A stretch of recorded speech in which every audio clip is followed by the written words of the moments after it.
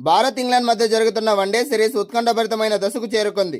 3 మ్యాచ్లు అయిన సిరీస్లో ఇరు జట్లు తలా ఒక మ్యాచ్ గెలిచి 1-1తో సమ ఉజ్జీలుగా నిలవడంతో ముచ్చటగా ఈ మూడో వన్డే సిరీస్ డిసైడర్గా మారింది.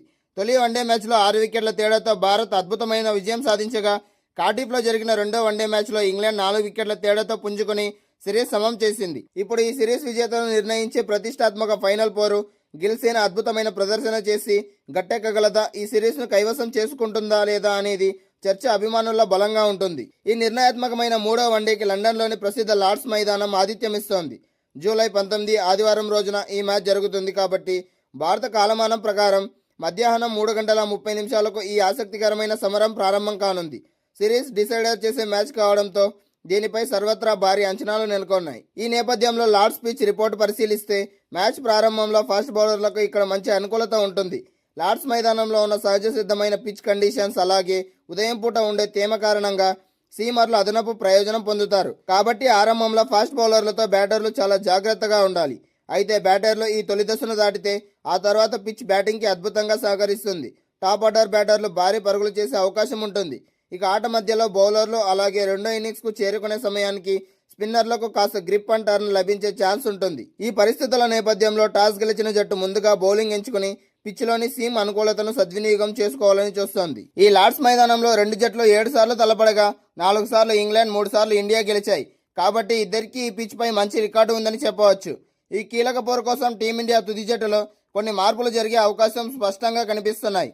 గాయం కారణంగా వాషింగ్టన్ సుందర్ ఈ మ్యాచ్కు దూరం కావడంతో అతని స్థానంలో భర్తీ చేయడానికి కుల్దీప్ యాదవ్, హర్షదీప్ సింగ్ అలాగే ప్రిన్స్ యాదవ్ పోటీ పడుతున్నారు.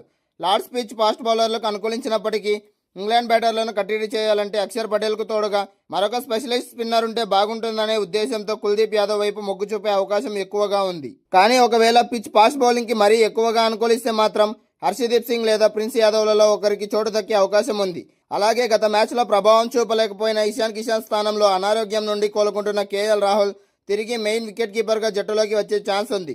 మరోవైపు సీనియర్ ఆటగాడు రోహిత్ శర్మకు ఇది చివరి వన్డే అంటూ వస్తున్న పుకార్లను బ్యాటింగ్ కోచ్ కొట్టిపారేసినప్పటికీ రోహిత్ పై తీవ్రమైన ఒత్తిడి అయితే ఉంటుంది.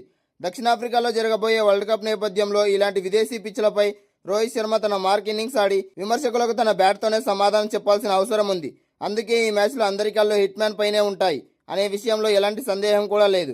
మరి ఈ పరిస్థితుల్లో లార్డ్స్ మైదానంలో లార్డ్స్ ఆఫ్ ద మ్యాచ్గా ఎవరు మారుతారో లేదో చూడాలి.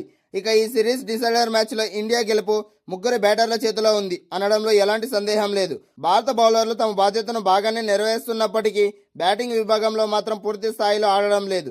ఈ పరిస్థితుల్లో ఇండియా గెలుపును 3 డిసైడ్ చేయనున్నారు. వీరిలో మొదటి ఆటగాడు సూపర్ టచ్లో ఉన్న శుభ్మన్ గిల్.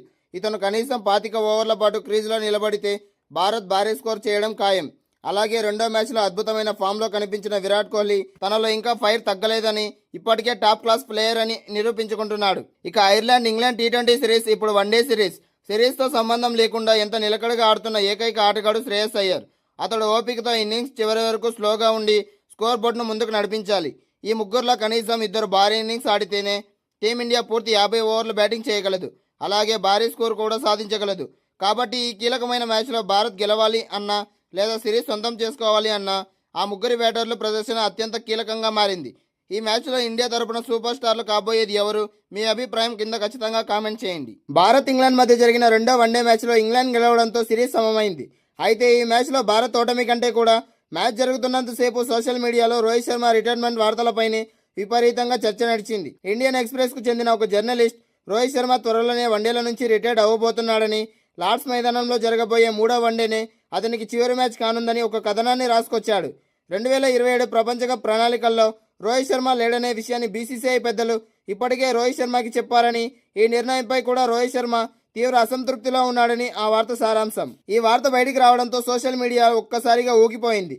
రోహిత్ అభిమానులు తీవ్ర ఆగ్రహం వ్యక్తం చేస్తూ అటు కోచ్ గంభీర్ను ఇటు బీసీసీఐని లక్ష్యంగా చేసుకుని విమర్శల వర్షం కురిపించడం ప్రారంభించారు. ఇంగ్లాండ్ వన్డే సిరీస్లో రోహిత్ శర్మ ఏమాత్రం ప్రభావం చూపలేదు. రెండో వన్డేలో రోహిత్ శర్మ 47 బంతుల్లో 26 పరుగులు మాత్రమే చేసి అవుట్ అయిన వెంటనే అతడి రిటైర్మెంట్ గురించి పుకార్లు తీవ్ర రూపం దాల్చాయి. అయితే ఈ విషయం చిలికి గాలివానగా మారుతున్న తరుణంలో రెండో వన్డే ముగిసిన తర్వాత భారత బ్యాటింగ్ కోచ్ శితాంశుక్ కోటక్ కీలక వ్యాఖ్యలు చేశాడు.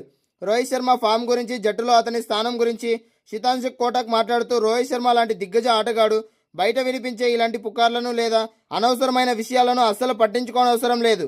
ఎందుకంటే ప్రస్తుతం అతను ఎదుర్కొంటున్న ఫామ్ సమస్య కేవలం తాత్కాలికం మాత్రమే. జట్టు మేనేజ్మెంట్ అతనిపై పూర్తి నమ్మకంతో ఉంది. త్వరలోనే అతడు పూర్వ వైభవాన్ని అందుకుని జట్టును ముందుండి నడిపిస్తాడు. రోహిత్ శర్మపై ఎటువంటి ఒత్తిడి లేదు. అతడిని ఎవరూ రిటైర్డ్ అవ్వమని బలవంతం చేయడం లేదని పేర్కొన్నాడు. అంతేకాకుండా రోహిత్ శర్మ ప్రస్తుత వైఫల్యం కేవలం ఒక చిన్న లయ తప్పడం మాత్రమేనని, అంతేకాని అతని ఆటతీరులో శాశ్వత క్షీణత ఏమీ లేదని కోచ్ గట్టిగా సమర్థించారు. జట్టు మేనేజ్మెంట్ రోహిత్ శర్మకు ప్రపంచ కప్ ప్రణాళికల్లో తాను లేడనే విషయాన్ని చెప్పేసిందనే వార్తలను సితాంశిక్ కోటక్ తీవ్రంగా ఖండించాడు. రోహిత్ శర్మ సామర్థ్యంపై కోచింగ్ స్టాఫ్కు ఎలాంటి సందేహాలు లేవని చెబుతూ రోహిత్ శర్మ ప్రస్తుత ప్రదర్శన కేవలం ఒక చిన్న ఒడిదుడుకు మాత్రమే. రాబోయే లార్డ్స్ వన్డే మ్యాచ్లో అతను తనదైన దూకుడు స్టైల్లో బ్యాటింగ్ చేసి మళ్లీ ఫామ్ అందుకుంటాడనే నమ్మకం మాకుందని స్పష్టం చేశాడు. ఈ వివరణతో రోహిత్ శర్మ రిటైర్మెంట్ పుకార్లకు ప్రస్తుతానికి తెరపడింది. అలాగే అభిమానుల్లో నెలకొన్న ఆందోళన కూడా కాస్త సద్దుమణిగింది.